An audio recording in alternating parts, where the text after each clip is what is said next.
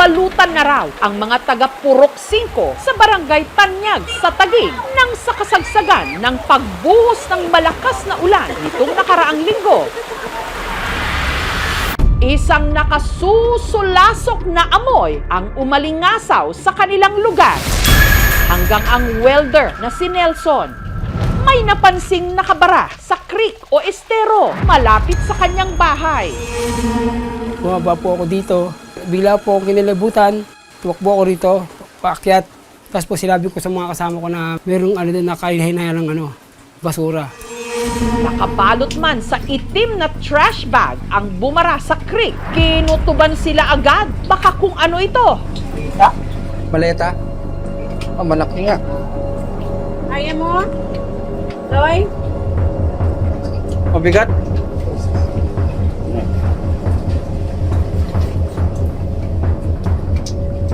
Diyan mo na lang. Tulong buwan. Baka pera yan. Hati-hati tayo. Sa paniniwalang dito nang gagaling ang masangsang na amoy, agad niya itong inireport sa barangay. Sa bigat nito, 3 tao ang nag-ahon sa maleta. Lagyan na yung bota. Sinubukan ko na pong buksan. May katas na napunta sa kamay ko. Pag amoy ko, napakabaho. Iba na yung amoy. Saan natin to, Epe? Dito. Bubuksan yan eh. Ayun, maleta. Nang buksan ang maleta, tumambad sa kanila ang laman nito na nakabalot din sa trash bag. Masako pa. Parang nakakaduda talaga. Balik naman o. May laman pa? Saan mo pa hanggang taas? Pag hiwa niya pa ng paganon, lumabas na yung braso. Tao ka. Ano? Tao. Tao. Tumawag na kami ng pulis. Bali nakatupi po yung position po ng bangkay. May tama po siya sa tagiliran. Possible saksak po yun. May basag po yung bungo. Katawan yun eh. Nakadamit eh. So, yung build kasi ng katawan is pang babae tapos yung may mahaba po yung buhok. Tao ka. Sino ang babaeng brutal na pinaslang at isinilid na lang sa maleta? Kinilabutan po ako nun kasi kabiruan ko yun eh. At sino naman ang desperadong gumawa nito? Sino naman pumatay ng ganun? Di ba lang sila naawa? Tao yun eh, di yun hayop. Ayun, maleta. Masako pa. Tao ka. Ang bangkay nagsisimula na raw mag-decompose nung na-recover ng mga otoridad. Ang tanging pagkakakilanlan lang nito, mga tattoo. Sa braso niya may tribal tattoo. Tapos sa may binti may kita din po tayong tattoo. 3 star in the sun po. Dahil dito, ang mga tiga Purok 5, positibong nakilala ang babae sa maleta. Siya raw ang kapitbahay nila, si Tata. Ang problema, dayo lang daw si Tata sa kanilang lugar. Kaya wala raw silang contact sa mga kamag-anak nito sa probinsya. Nag-post po yung official Facebook page po namin dito sa Taguig na kung baka may nakakakilala dun sa biktima. May nag-comment po doon, sabi niya na kapatid daw po niya to. Dito sa bayan ng Naga sa Zamboanga, Sibugay sa Mindanao, natunto ng aming team ang pamilya ni Tata. Yung pulis Taguig mawag sa akin. Kapatid niyo po ba ito, ma'am? Oo, yung son na may na pangalang Walter, siya yan. Si Tata, pangalawa raw sa 3 magkakapatid. Nagkaroon daw si Tata ng 2 anak at para may ipantustus siya sa mga ito, taong 2001, lumuwas siya ng Maynila para makipagsapalaran. Niwan niya yung mga anak niya sa mama ko. Namasukan siya bilang kasambahay. 1 buwan lang siyang nagpadala, tapos wala na. Wala na kaming balita sa kanya. Kala ko nga po patay na siya kasi sipin mo, 20 years, hindi na paramdam. Hanggang nitong 2023, makalipas ang mahigit 2 dekada, laking gulat nila nang si Tata biglang umuwi ng Zamboanga. Ang panganay ni Tata na si Edrel, lumaking masama ang loob sa kanyang ina. Siyempre po may tampo po kasi 2 years old iniwan niya po ako, tapos pagbalik niya 24 na po ako noon, may anak na, yun na po yung pagbalik niya dito po. Sabi niya po, na-miss niya po kami pero hindi po siya nag-sorry na ganun po. Sabi niya lang na ginawa niya yon para sa amin. Pero ang Ang ikinagulat daw nila nung nalamang nagkaroon pala ang kanilang ina ng ibang pamilya sa Maynila. Nakarelasyon daw nito ang isang security guard. Pero naghiwalay din sila. Ang 4 nilang mga anak napunta sa poder ng kanyang mister sa Hingoog City sa Misamis Oriental.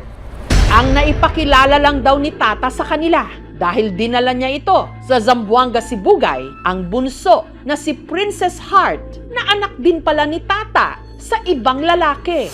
Pero hindi rin daw nagtagal si Tata sa Zamboanga at si Princess Heart iniwan niya sa kanyang nanay Luciana. Sumama siya doon sa Cebu. May nag-hire ng tagahugas ng pinggan doon sa Pantalan. 6 months. Tapos sabi niya, nang balik ako sa Manila. Trabaho siya ng kasambahay, maghanap siya ng trabaho. Video call kami, kinukumusta niyo yung mama ko, si Heart.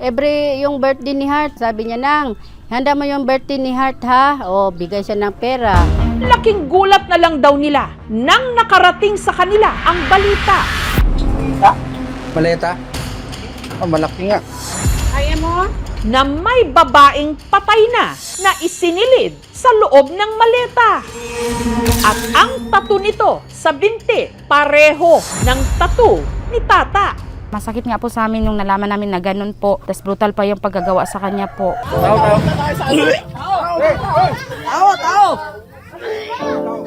Hindi nga kami makatulog sa kaisip sa nangyari sa kanya. Pati yung anak niya, kasakit din. Siguro alam niya kung anong nangyari sa mama niya. Masakit yun. Nakita ko ng malita. Paa niya yun. Nakita ko na masakit na. Para asikasuhin ito, ang pangatlong anak ni Tata na si Turong, hindi rin niya tunay na pangalan, lumuwas pa Maynila nitong Huwebes. Ayaw ko nakikita yung nanay ko na ganyan. Masakit po ma'am, para sa akin, nanay ko po yan eh.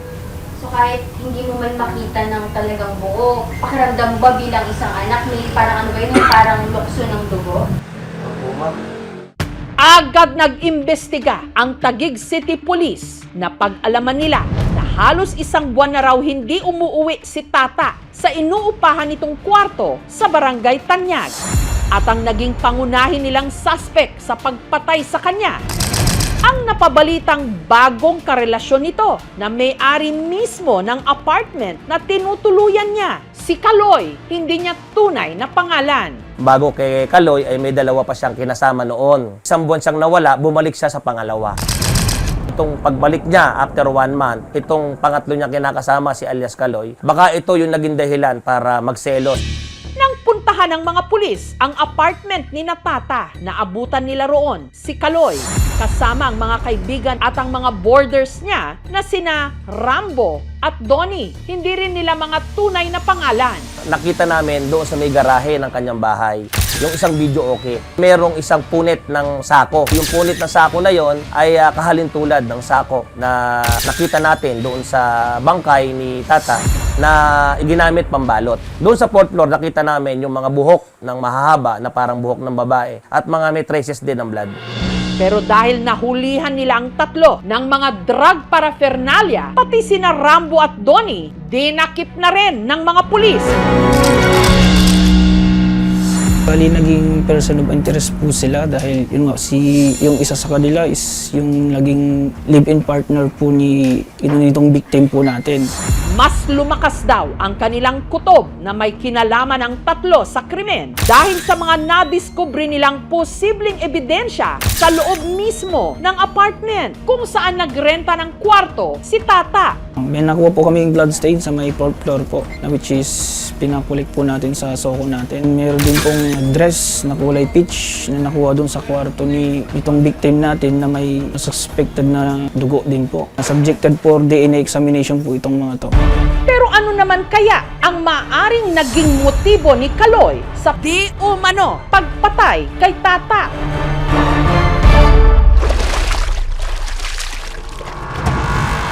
Nito lang Biyernes, nakaharap ng aming team ang 3 suspect. Pero yung mga ebidensya po natagpuan sa apartment nyo, kuya? Hindi po yun totoo ebidensya. Wala naman talagang dugo doon. Yung mga ano lang ng yero yun, mga kalawang.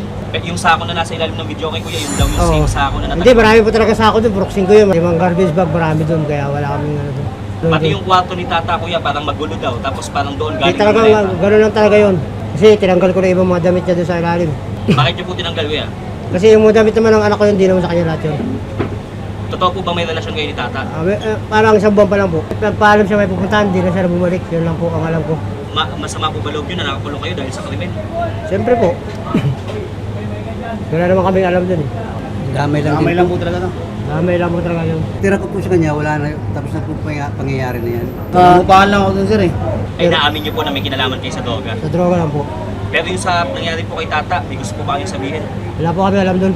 Posibleng makasuhan yung live-in partner ng VAUSI under Section 5A in relation to Section 6A under RA 9262. Ang penalty nun katumbas ng sa murder o reclusion perpetua, which is 20 years to 40 years.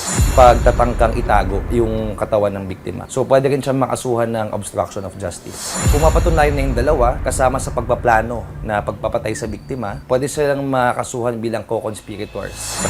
Maraming nagkakasakitan dahil sa influensya ng alak o kaya drugs. Kaya ang mga local government agencies ngayon, meron tayong Gender and Development Committee, no? Na talagang nagbibigay tayo ng walang katapusang training, psychological assistance.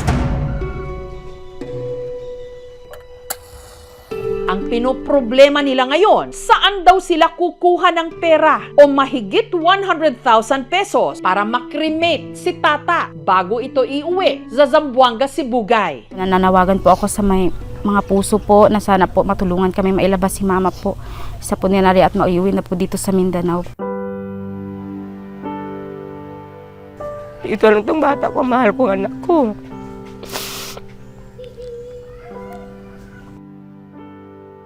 Ma, sana Okay ka na dyan. Kung may babalik ko lang yung ang sasabihin ko sa inyo, dito na lang tayo. Kahit maghirap tayo, basta sama-sama lang. Hindi na tayo natin kailangan yung malaking pera o maging mayaman tayo. Ang importante, magkasama tayo dito. Ilan pa kaya ang mga katulad ni tata na lumuwas sa lungsod para makipagsapalaran pero imbes na mapabuti, malagim ang sinapit at basta na lang isinilid Tao. Katawan yun, eh. Nakadamit, eh. sa isang palutang-lutang na maleta.